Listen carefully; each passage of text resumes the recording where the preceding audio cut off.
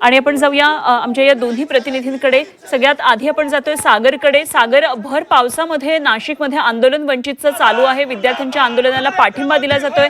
महाराष्ट्र बंदची हाक दिलेली आहे। काय नेमकं सगळं वातावरण नाशिकमध्ये दिसतंय? छत्री बंद करा, छत्री जर खरी इथे बघितलं माझ्या पाठीमागे तर वंचितकडून नाशिकच्या शालिमार परिसरामध्ये हा वंचितचं आंदोलन सुरू आहे। मोठ्या संख्येत हे आंदोलक आता इथे जमल्याचं आपल्याला पाहायला मिळतंय। हे सगळे आंदोलन हे केंद्र सरकारच्या विरोधात घोषणाबाजी करताना दिसत आहेत। त्याचबरोबर केंद्रीय शिक्षण मंत्र्यांनी राजीनामा द्या अशा पद्धतीच्या घोषणा देखील यावेळी देताना आपल्याला पाहायला मिळत आहेत। हे सगळे आंदोलक आक्रमक होताना आपल्याला पाहायला मिळत आहेत। आपल्याबरोबर काही आंदोलक आहेत, आपण त्यांच्याशी बोलू। खरं तर या सगळ्यामध्ये बघितलं तर केंद्र सरकार काही झुकताना दिसत नाहीये। त्याचबरोबर ती काही विद्यार्थ्यांवर देखील लाठ्याचार झाल्यानंतर त्याचा देखील निषेध आपण करताना पाहिलं। सगळ्यात महत्त्वाची गोष्ट की हे सरकार झुकताना दिसत नाही, ही चुकीची गोष्ट आहे। जर सरकार झुकली नसती तर पोलिसांकडून लाठीचार्ज केला नसता। सरकारला वाटत असेल की आम्ही पोलिसांकडून लाठीचार्ज करून इथल्या युवकांचा, विद्यार्थ्यांचा आवाज दाबू शकतो, परंतु हे साफ चुकीचं आहे। हा देश बाबासाहेब आंबेडकरांनी लिहिलेल्या संविधानावर चालतो। जगातली सगळ्यात मोठी लोकशाही भारतामध्ये आहे आणि म्हणून या लाठीचार्जच्या विरोधात बाळासाहेब आंबेडकर यांनी आज हा महाराष्ट्र बंद पुकारलेला आहे। आमच्या सोबत आमच्या सहयोगी असणारे डावे संघटना असतील, अनेक कामगार संघटना असतील या आंदोलनामध्ये सहभागी झालेला आहे। आणि म्हणून आत्ता मगाशी मला पोलिसांनी विचारलं की तुम्ही कार्यक्रमाची परमिशन काढले काय? वंचित बहुजन आघाडीला कार्यक्रमाच्या परमिशनची गरज नाही। बाळासाहेब आंबेडकरांचा आदेश हाच आमच्यासाठी परमिशन असतो आणि त्या अनुषंगाने आम्ही हे आंदोलन केलेलं आहे। भर पावसामध्ये तुम्ही सगळेजण एकत्र जमलेला आहात, सरकारला काय इशारा देईल? सरकारला इशारा हाच आहे। आजपर्यंत आम्ही धर्मेंद्र प्रधानचा राजीनामा मागवत होतो साहेब, परंतु दिल्लीवरती ज्या पद्धतीने या सरकारनं विद्यार्थ्यांवरती, युवतींवरती अत्याचार केलाय, हा अत्याचार नरेंद्र मोदीच्या सांगण्यावरून झाला असं आमचं ठाम म्हणणं आहे। आणि म्हणून धर्मेंद्र प्रधानाचा राजीनामा दिलाच पाहिजे, परंतु नरेंद्र मोदीला सुद्धा आता राजीनाम्याची मागणी आमचा युवक करतोय। काय वाटतंय, महाराष्ट्र बंदची हाक दिलेली आहे, नाशिकमध्ये कसा प्रतिसाद मिळतो? आज आदरणीय बाळासाहेब आंबेडकरांनी वंचित बहुजन आघाडीच्या वतीने संपूर्ण महाराष्ट्र बंदची हाक दिलेली आहे। आज संपूर्ण नाशिक जिल्ह्यामध्ये चेतनजी गांगुर्डे यांच्या नेतृत्वाखाली संपूर्ण नाशिक जिल्ह्याच्या तालुका पातळीवरती संपूर्ण बंद चांगल्या प्रकारे यशस्वी झालेला आहे।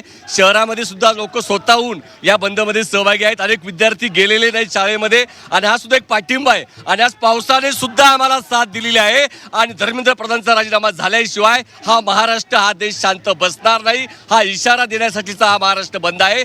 ज्यांनी ज्यांनी या बंदमध्ये सहभागी घेतलेला आहेत त्या सर्वांचा मी अभिनंदन करतो। अशीच एकजूट करून धर्मेंद्र प्रधान जोपर्यंत हे करत नाही तोपर्यंत चालू ठेवू।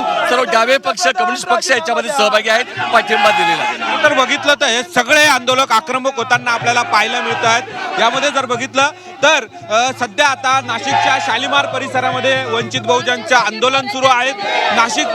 त्याचबरोबर नाशिक बंदमध्ये, महाराष्ट्र बंदमध्ये नाशिक देखील सहभागी झालेला असल्याचं या वंचितच्या वतीनं सांगण्यात येत आहेत। या बंदमध्ये देखील अनेक नागरिकांनी सहभागी व्हा असं देखील आवाहन या वंचितच्या वतीने करताना आपल्याला पाहायला मिळत आहेत। त्याचबरोबर केंद्रीय शिक्षण मंत्र्यांनी देखील राजीनामा द्यावा असं देखील ज्या मागण्या विद्यार्थ्यांच्या, या सगळ्या विद्यार्थ्यांच्या मागण्यांना पाठिंबा देत वंचितनं महाराष्ट्र बंदची ही हाक दिली होती। नाशिकमध्ये उत्स्फूर्त प्रतिसाद दिसतोय। पुण्यामध्ये आपण जाऊया, आमचे प्रतिनिधी निलेश खरमरे आपल्याबरोबर जोडले गेलेत। निलेशकडून जाणून घेऊया काय नेमकी मोर्चाची परिस्थिती आहे शहरामध्ये। आज महाराष्ट्र बंद निमित्तानं काय नेमकं सगळं वातावरण दिसतंय निलेश?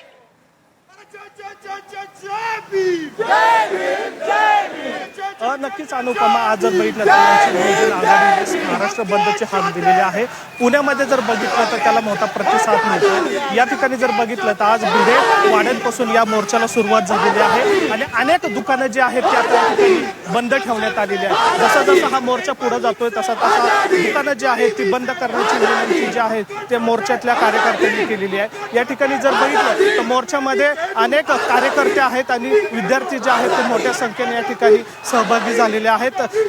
नेट परीक्षा पेपर फुटीमध्ये जे आरोपी आहेत त्यांना कठोर कारवाई झाली पाहिजे आणि धर्मेंद्र प्रधान आहेत त्यांचा राजीनामा जो आहे तो सर्वप्रथम झाला पाहिजे अशा घोषणा ज्या आहेत किंवा जी मागणी जी आहे ती या आंदोलनामध्ये किंवा मोर्चामध्ये आपल्याला करताना पाहायला मिळत आहे। महत्त्वाचं म्हणजे पुण्यामध्ये अनेक ठिकाणी आज रस्ता रोको सुद्धा करण्यात आला होता। विद्यार्थ्यांचा या मोर्चामध्ये मोठा सहभाग असल्याचं या ठिकाणी आपल्याला पाहायला मिळतात। आपल्यासोबत ॲडव्होकेट तायडे आहेत, खरं तर त्यांनी या पुण्यातल्या मोर्चाचं नियोजन केलेलं आहे आणि त्यांच्याकडे आपण जाऊ। नेमकं आपण या मोर्चाचं आयोजन केलेलं आहे, विद्यार्थी पण मोठ्या प्रमाणात सहभागी झालेले आहेत। नेमकी काय मागणी आहे? ॲडव्होकेट बाळासाहेब आंबेडकरांनी जो आज संपूर्ण महाराष्ट्र बंद सांगितलेला आहे, त्याच धर्तीवरती पुणे शहरामध्ये हा बंद होत आहे. सगळे विद्यार्थी यामध्ये सहभागी झालेले आहेत, पालक सहभागी झालेले आहेत. आपण पाहतोय संपूर्ण रस्त्यावरती पुणे शहरातले दुकानदार स्वतःहून बंद करतात, अशाच पद्धतीने निषेध व्यक्त करतात. या सगळ्या विद्यार्थ्यांची मागणी अशी आहे, जोपर्यंत नरेंद्र मोदी, अमित शाह आणि धर्मेंद्र प्रधान राजीनामा देत नाहीत तोपर्यंत हा बंद असा चालू ठेवणार आहोत. हा बंद भिडेवाडा या ठिकाणी महात्मा ज्योतिबा फुले, सावित्रीबाई फुलेंची पूजा झाल्यानंतर सुरू झालेला आहे. नंतर लाल महालापाशी येऊन त्या ठिकाणी जिजाऊ आणि शिवाजी महाराजांची पूजा करण्यात आलेली आहे आणि या मोर्चाचा समारोप डॉक्टर बाबासाहेब आंबेडकर पुतळा त्या ठिकाणी होणार आहे. तुम्ही ॲडव्होकेट आहेत, असे हिंसाचार होतात किंवा असे आंदोलन जे होतात त्याला कायद्याच्या दृष्टीने कसं बघितलं जातं? या ठिकाणी मी कायद्याच्या दृष्टीने सांगतोय की या सर्वोच्च न्यायालयाचे न्यायाधीश त्यांचे जे काही एक बातमी आलेली आहे, न्यायालयामध्ये लोक गेल्याच्या नंतर त्यांना व्हिडिओ जेव्हा दाखवण्यात आले तेव्हा असे व्हिडिओ बघायला आम्हाला वेळ नाही अशा प्रकारे म्हणतात. म्हणून सुप्रीम कोर्टाच्या सरन्यायाधीशाचा सुद्धा मी धिक्कार करतो. जर मी पेशाने वकील असेल, कोर्ट ऑफ कंटेम्प्टची आम्हाला भीती दाखवली जाते, परंतु आता कोणी घाबरणार नाही आहे. न्यायालयाला सुद्धा वेळ नाही आहे.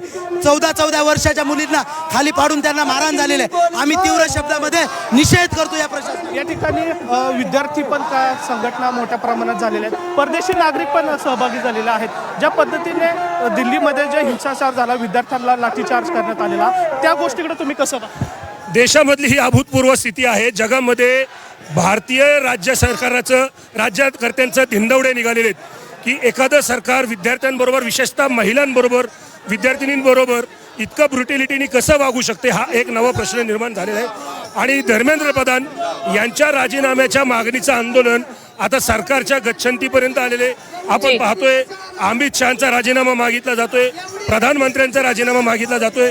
आज प्रधानमंत्र्यांनी ट्विट केलेले, मी त्यांचं ट्विट पाहत होतो, तर सगळ्यांनी ते रिजेक्ट केलेलं आहे. बरोबर. अनुपमा, मी तुम्हाला दृश्य दाखवतो. खरं तर हा मोर्चा बघा किती विराट या ठिकाणी झालेला आहे. अनेक विद्यार्थी जे आहेत ते या ठिकाणी सहभागी झालेला आपल्याला पाहायला मिळतात. खरं तर हा पुण्यातील प्रसिद्ध असा रस्ता आहे, कसबा पेठ हा परिसर आहे. या कसबा पेठेतून हा मोर्चा जो आहे तो आता पुढे दिशेने चाललेला आपल्याला पाहायला मिळतोय. एकूणच जर बघितलं तर मोर्चामध्ये विद्यार्थ्यांचा सहभाग जो आहे तो मोठ्या प्रमाणात या ठिकाणी आपल्याला पाहायला मिळतो. अनेक विद्यार्थी जे आहेत ते आता या सहभागी झालेले आपल्याला पाहायला मिळतात. सगळ्यांची एकच मागणी आहे की आता ज्या पद्धतीने दिल्लीमध्ये जो हिंसाचार झाला, विद्यार्थ्यांना लाठीचार्ज करण्यात आला, त्याला कुठेतरी न्याय मिळाला पाहिजे अशी मागणी जी आहे ते या मोर्चातल्या विद्यार्थ्यांच्या न्याय मागण्यासाठी हा मोर्चा आहे. त्यामुळे लक्षणीयरित्या विद्यार्थ्यांची संख्या या मोर्चामध्ये आपल्याला पुण्यामध्ये पाहायला मिळते. वंचितनं आज महाराष्ट्र बंदची हाक दिली आहे आणि त्याला हा सगळा उत्स्फूर्त प्रतिसाद पाहायला मिळतोय. पुण्यातून आमचे प्रतिनिधी निलेश खरमरे आपल्या बरोबर होते.